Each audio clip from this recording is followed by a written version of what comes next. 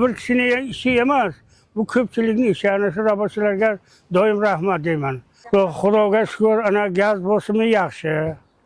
Ularga hamma xonadonga yaxshi. Bironta odam nolgan yo'qki, gaz past, mani cho'yim qaynamayapti degan gapni eshitganim yo'q. Men qishloqni u boshigacha borib kelaman.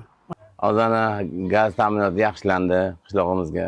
Quvurlarni remont qilib joyiga o'rnatib, yaxshilab kraska qilib mahallamiz obod bo'lyapti.